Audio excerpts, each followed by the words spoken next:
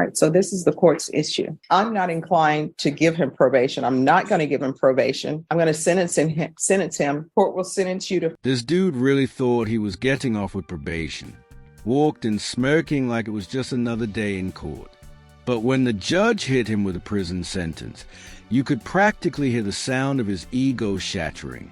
He violated protection order, snuck into somebody's house, and grabbed a sleeping toddler, and still expected leniency. Yeah, okay. Stick around, though, after this one, because the next hearing after this one takes a chaos to a whole new level. But let me know if you guys think Judge Boyd is actually soft, because this court hearing might just shock you. But anyways, let's go ahead and dive in and watch. Are you Mr. Soto?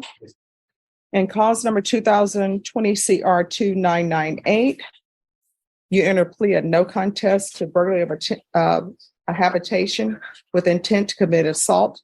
According to the plea bargaining agreement, punishment is to be assessed at 8 years in the prison, and the state is opposing your application. And cause number 2020 CR 3661, you entered a plea of no contest to the offense of assault, bodily injury of a security officer. According to your plea bargaining agreement, the state is requesting that punishments be assessed at 8 years in the prison. They're opposing your applications. Have both parties had a chance to review the PSI report, state?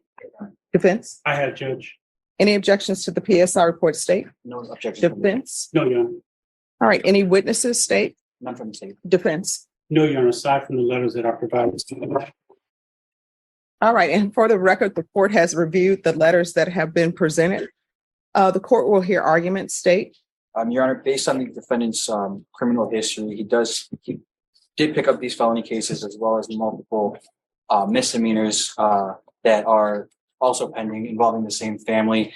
The defendant's conduct is escalating and continues to terrorize the family, including the complainants on this case, as well as her brother, her children, and her mother. And the burglary for habitation, a burglary to a habitation case, defendants alleged to have entered the house through a open window or through an unlocked window and grabbed the child from where he was sleeping at 3 o'clock in the morning. He's shown a disregard for the safety and welfare of the complainant as well as the children in the household. And it's the state's fear that if the defendant were granted probation, he would continue to contact the family, continue to violate any no contact orders that would be entered. I would believe that the only way to ensure the safety and the welfare of the complainants are to sentence the defendant to the prison. Defense? Judge, I've reviewed the PSI and also talked to Mr. Soto this morning regarding the impact statement that's provided in the PSI, and I've asked him, since this incident, had he had any contact with the complainants? And since the incident, he stayed away from them. He does have 2 children with the young lady. He hasn't seen the children because of this incident, but he has not gone around them or their household. So I think he's shown that he can stay away from them. I don't think he needs prison to stay away from them. Since he's been on bond, since these cases have been pending, he stayed away from that family. Also, Judge, if you look at his prior history, he does not have any convictions for misdemeanors or felonies. He's 25. He is working. He has support. He has family members here in court with him this morning. He has the letters that were provided to him. I think when we pled on the case, Judge, the court asked him if he was experiencing any substance abuse issues at the time of the offense. He was truthful with the court. He said, yes, Judge, I was under the influence. I also asked him this morning if the court did testing, how would he come up? And he explained to me he would come up negative. He has not been using any type of substances since he's been on bond, since these cases have been pending. He's working. He's working as a painter. He's not on child support for the children, but he is willing to place himself on child support so he can start contributing to their well-being. Also, Judge, the TAP evaluation, I noticed that it is recommending inpatient treatment. If the court did grant his application for deferred, we would ask the court to first see how he does in intensive outpatient treatment, because he's shown that he can stay drug-free. But I do think he would need some assistance with that. Even though he's been doing it since he's been on bond, we would ask the court if the court did grant his application or deferred to place him in intensive outpatient treatment prior to placing him in inpatient treatment. He accepted responsibility for both offenses. He pled to these cases. And now we're here before the court asking the court to grant his applications for deferred. All right, so this is the court's issue. Oh, the moment a judge starts with, here's the issue, you already know it's game over.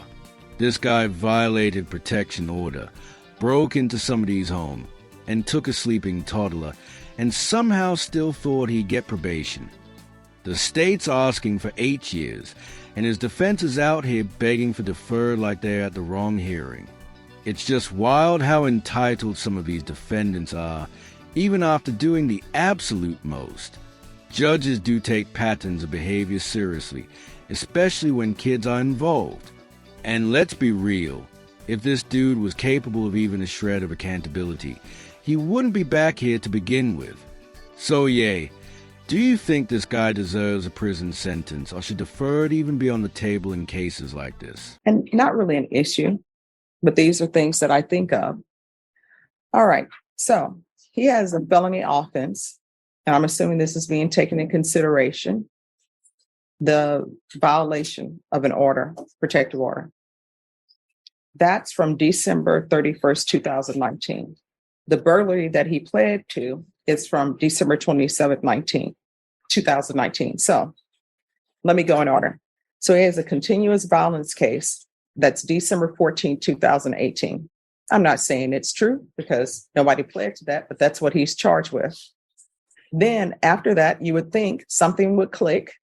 Hey, I just got arrested, because I know he would have gotten arrested on that and made bond, and he would have gotten an attorney. So you would have thought that something would have clicked with that. But what ends up happening is on December 27, 2019, he picks up this burglary. Then you would have thought something clicked with that. But then what ends up happening? He picks up the violation of the court order or bond order or protective order on December 31st, 2019.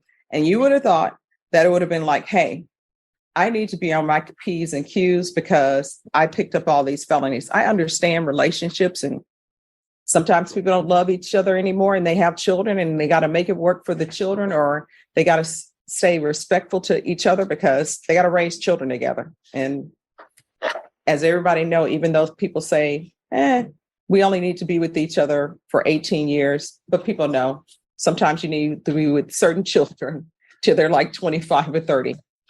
I understand that. But then what ends up happening? He ends up picking up another case that he pled to, which is the assault case, on September 17th, 2022. So he has some issues. And I don't think that probation at this time is appropriate for him. Is he on GPS? He is, Judge, and since he's been on GPS, he has not violated the GPS. Oh, because he's on GPS because of this. And I'm not the judge who gave him probation for continuing to pick up cases. Some other judge did that. And the only thing I came back to do was probably add the GPS so that everybody would know where he was. So I'm not inclined to give him probation. I'm not going to give him probation. I'm going to sentence him, and I will retain jurisdiction. So in cause number 2020 CR 2998, court will find you guilty.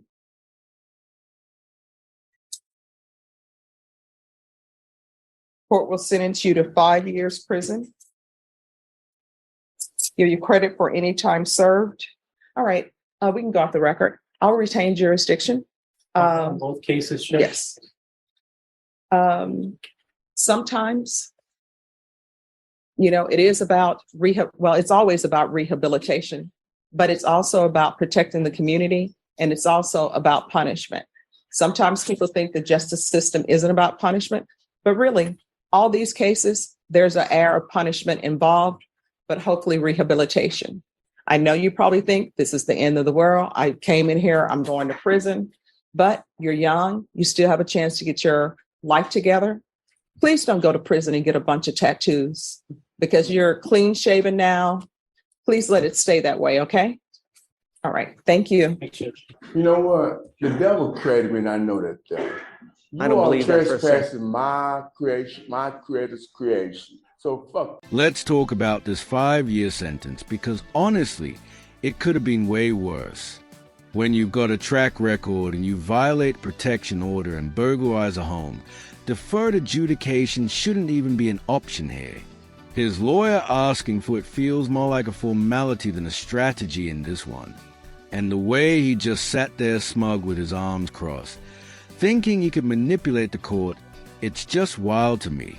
I mean, Judge Boyd didn't even flinch in this one. She really did drop that sentence like a hammer, and suddenly all the fake confidence from this dude drained from his face. It really is moments like this where a judge's rep gets tested. And today she showed she's not afraid to go tough when needed. Let me know in the comments. Does this change your opinion on Judge Boyd, or was this long overdue? But yeah, let's dive into this next hearing where this guy drops some bomb to Judge Flay. Nice outfit, Judge. Are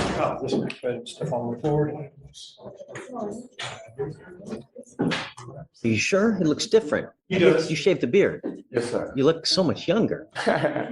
Really. Hi, Mr. Powell. Good to see you.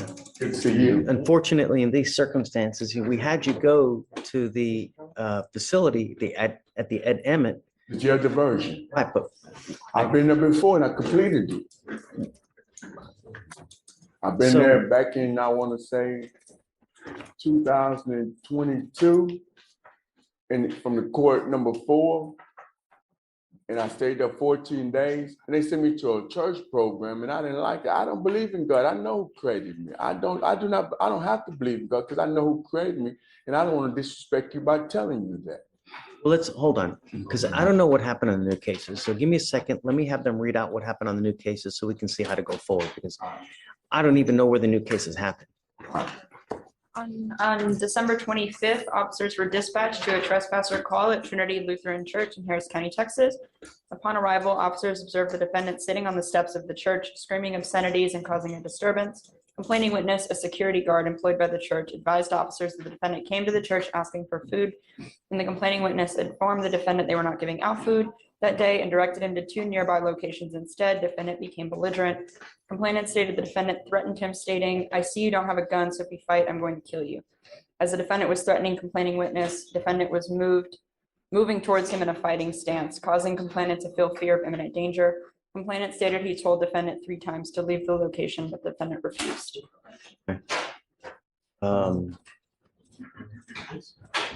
What would you like to do, Shreya?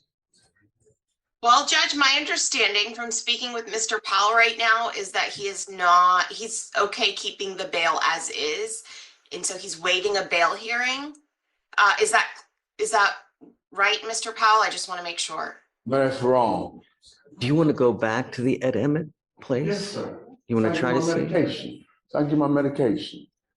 You- Because, It doesn't matter. I just want to know if you want to do that. yes, sir. We can try to make it work. Yes, sir. Is that Okay. something you can do? So a couple things. To do that, we would have to go through Brad Morse for the mental health, see if Brad even wants to offer that. Then I'd have to get a PR bond with the condition that he gets released there again. Sure. And so Do you know how long that program is, Shreya? So Judge, it actually could be 10 minutes or it could be 2 weeks. It just depends on the nature of how long they decide to keep him there. It looks like this time they kept him from the 18th until Christmas. I believe he was released on the Christmas Eve. And then this case occurred Christmas morning at about like 7 or 8 a.m. Okay. So let's see if we can try to make it work. I need a little bit of time. You know what? The devil created me, and I know that. I don't believe that for a second. Trespassing my creation, my creator's creation. So fuck you. Oh, okay. Thank you, Mr. Bell. Try to see if we can make it work. Yes. Okay. Reach out to Brad. And if that, I think we may need something even more intensive, longer lasting.